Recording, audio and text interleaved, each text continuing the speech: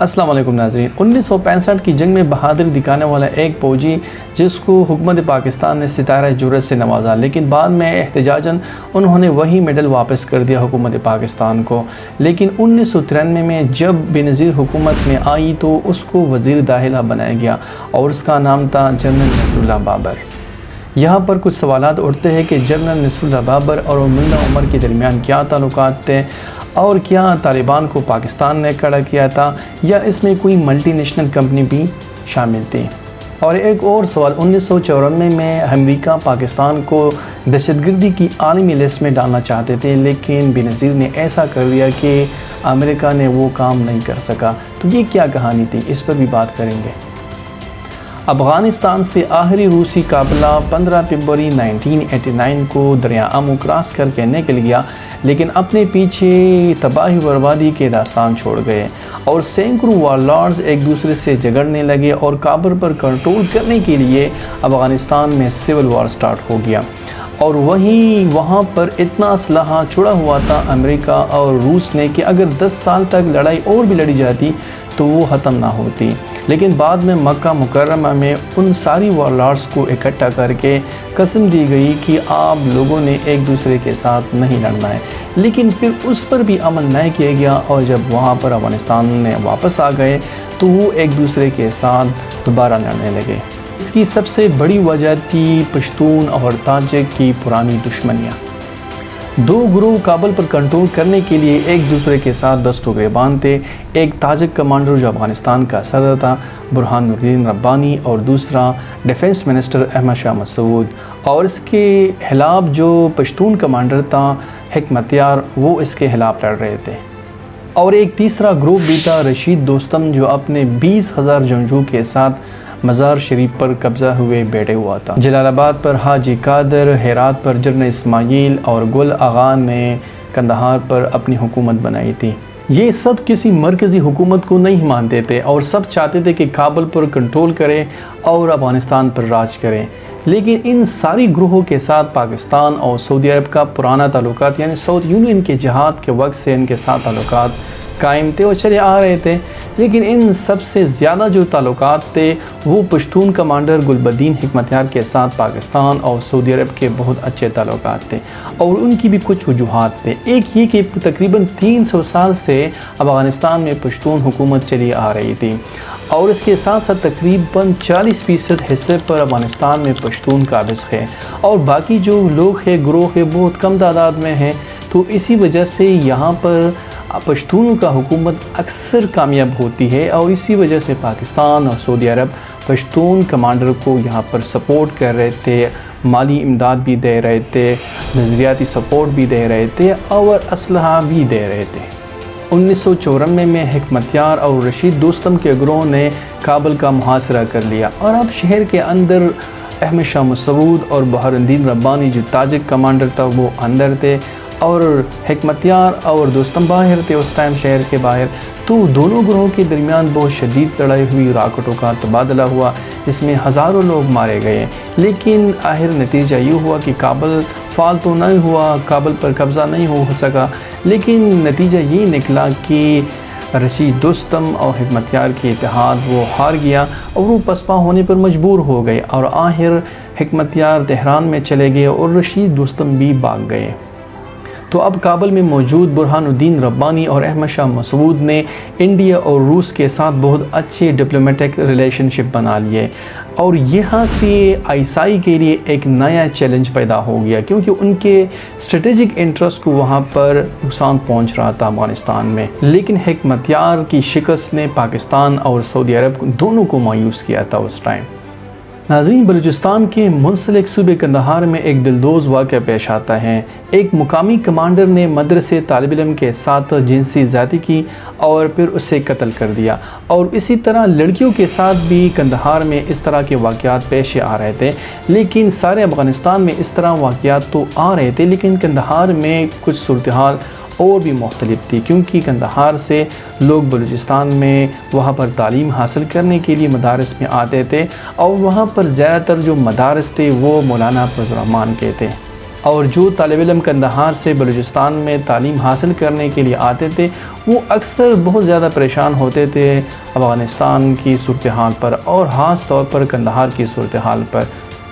ان لوگوں نے ایک غیر معروف اور 4 دفعہ روس کی گولیوں سے لگنے والا 39 سالہ شخص کو اپنا لیڈر بنا لیا، اور جن لوگوں نے اس بندے کو اپنا لیڈر بنا لیا وہ اپنے آپ کو طالبان کہتے تھے، اور جس شخص کو چنا گیا ایز اے لیڈر اس کا نام تھا ملا محمد عمر۔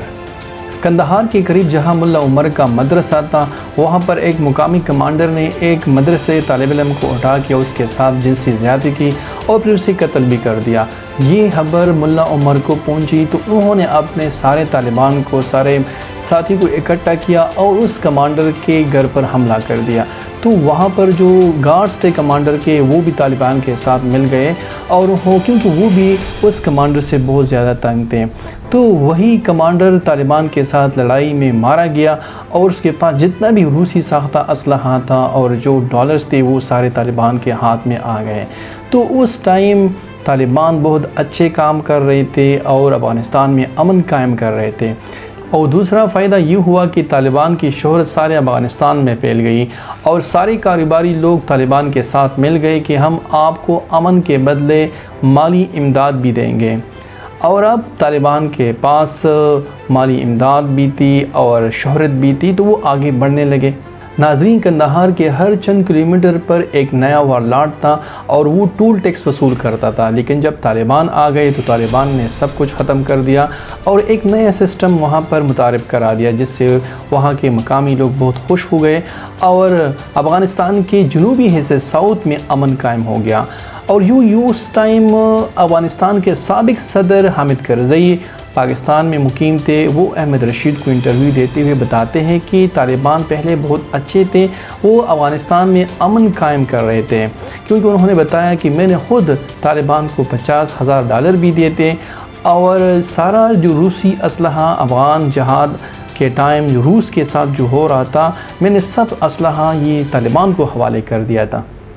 تو یہ وہ وقت تھا جب ملا عمر کی رابطہ پاکستان کے ISI کے ساتھ نہیں ہوا تھا، لیکن اس ٹائم ایک ایسا واقعہ ہوتا ہے کہ دونوں کو ایک دوسرے کی ضرورت پڑتی ہے۔ افغانستان میں مرکزی حکومت میں پشتون کی شکست سے پاکستان کے ISI تو پریشان تھی اور وہاں پر خانہ جنگی بھی ہو رہی تھی، لیکن دوسری طرف پاکستان کے وزیر داخلہ جنرل نصر اللہ بابر بھی بہت زیادہ پریشان تھے، اور اس کی پریشانی تھی پاکستان کے معاشی راہداری کو پرامن بنانا، کیونکہ وزیر داخلہ نصر اللہ بابر سینٹرل ایشیا وسطی ایشیا کے ساتھ تجارتی راستے کھولنا چاہتے تھے، اور پاکستان ترکمانستان کے ساتھ آئل، گیس اور کاٹن کا تجارتی معاہدہ کرنا چاہتے تھے، اور ان کے ساتھ یہ سارے معاہدے اس ٹائم ہو رہے تھے، لیکن جو راستے تھے اس میں بہت زیادہ وارلارڈز تھے، درجنوں وارلارڈز تھے، تو اسی وجہ سے پرامن تجارت نہیں ہو پا رہا تھا۔ لیکن حکومت پاکستان نے ان راستوں کو ایک بار ٹیسٹ کرنے کے لیے ترکمانستان سے ایک تجارتی کیپ منگوائی، اور یہ قافلہ 30 ٹرکوں پر مشتمل تھا جس پر کاٹن لادی ہوئی تھی، لیکن آخرکار وہی ہوا جس کا ڈر تھا۔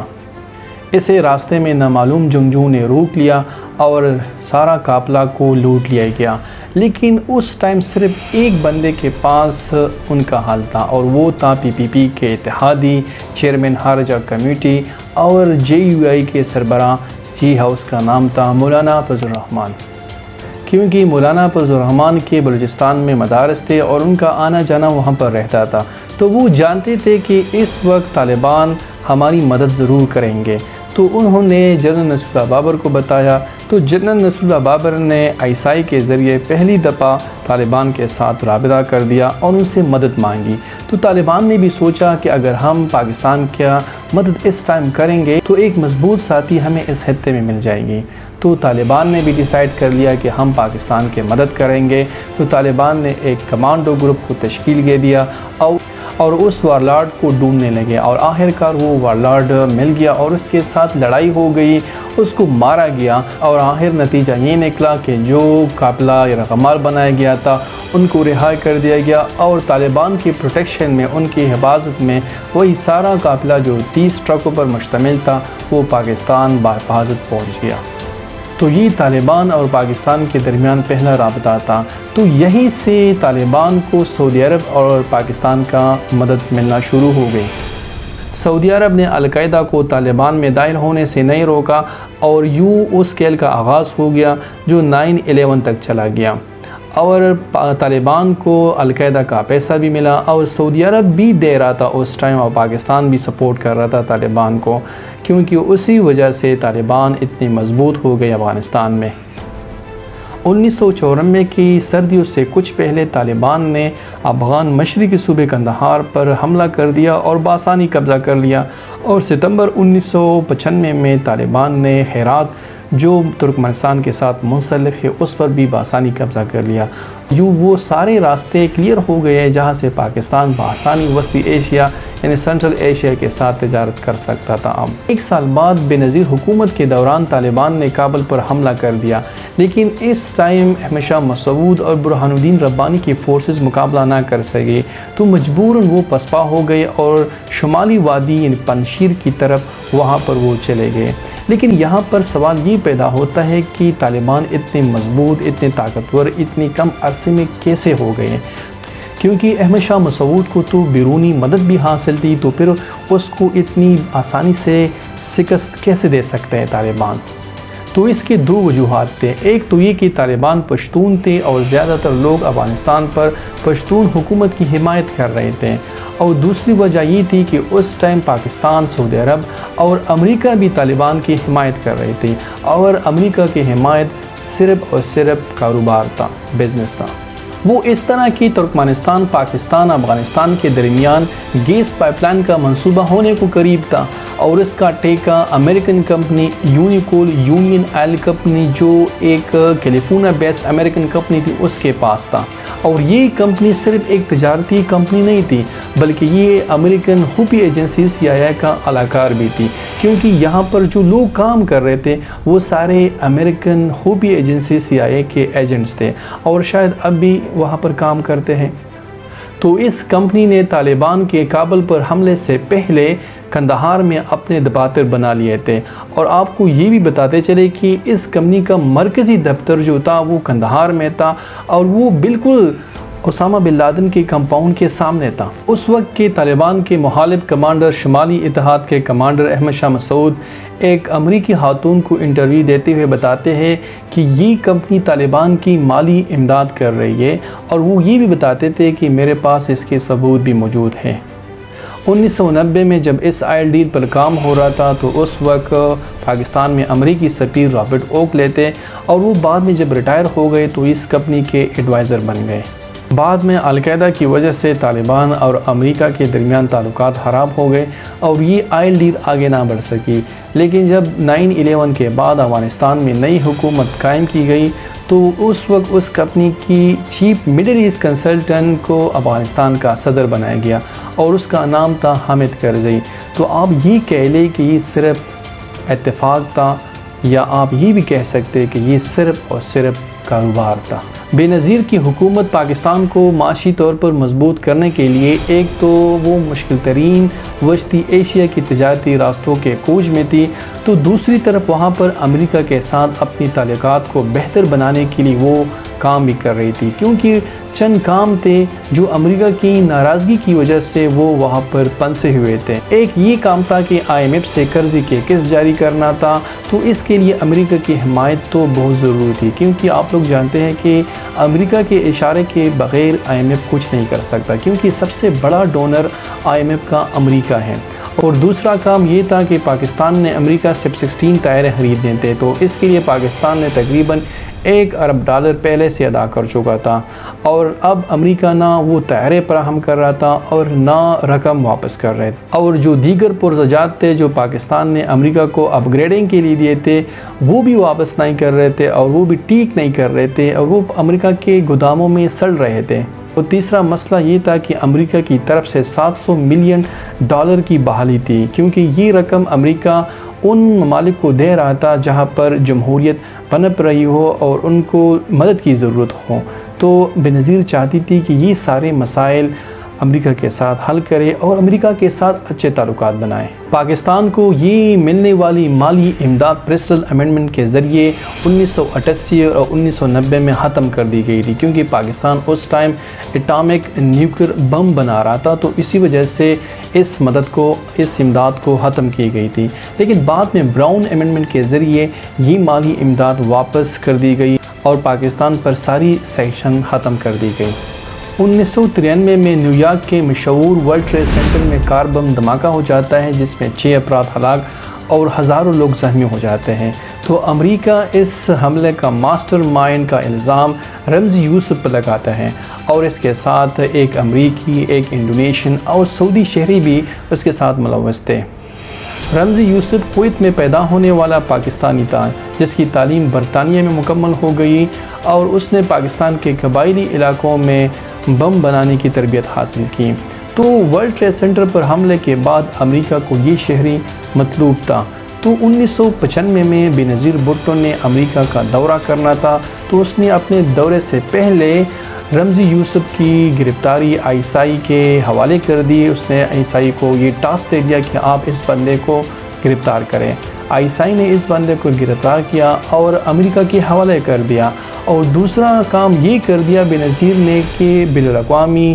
امن مشن میں پاکستانی فوج کی تعداد کو بڑھایا، جس کی وجہ سے امریکی اب کنونس ہو گئی اور بینظیر سے خوش ہو گئے۔ تو اسی وجہ سے پاکستان پر پابندیاں اس ٹائم ہٹا دی گئی، اور اس ٹائم پاکستان نے خاص طور پر ہاٹی اور صومالیہ میں امریکی فوجیوں کی بھی امداد کی تھی۔ اور صومالیہ وہ ملک ہے جہاں پر چند مہینے پہلے پاکستانی فوج نے 100 امریکی فوجیوں کی جان بچائی تھی، اور اس پر سپر ہٹ فلم ہالی ووڈ فلم بلیک ہاک ڈاؤن بھی بن چکی ہے۔ ان اقدامات کی وجہ سے پاکستان کو F-16 تو فراہم نہیں کیے گئے، لیکن اس کے علاوہ اینٹی سب میرین جیٹس اور ہارپون میزائل پاکستان کو دیے گئے، اور اس کے ساتھ $12 ملین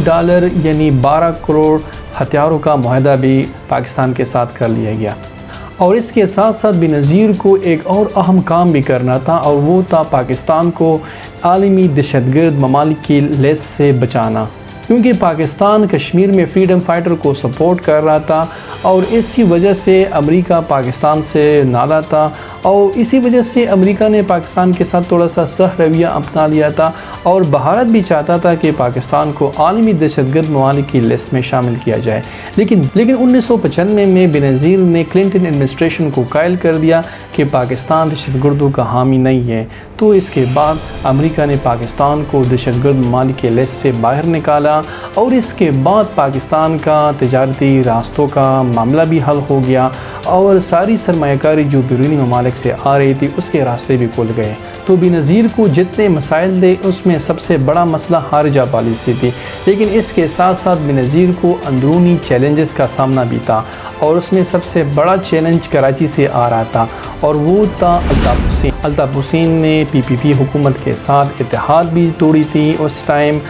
اور کراچی میں روزانہ سینکڑوں لوگ مر رہے تھے، اور کاروباری لوگ کراچی کو چھوڑ رہے تھے۔ تو بینظیر نے اس محاذ کو ٹھنڈا کرنے کے لیے سب سے اہم اور بھروسہ مند ساتھی جنرل نصر اللہ بابر کو ٹاسک دے دیا کہ آپ کراچی کے حالات کو سنبھالیں۔ اس ٹائم پاکستان کی سیاست میں ایک نئی انٹری آتی ہے، اور وہ تھی PTI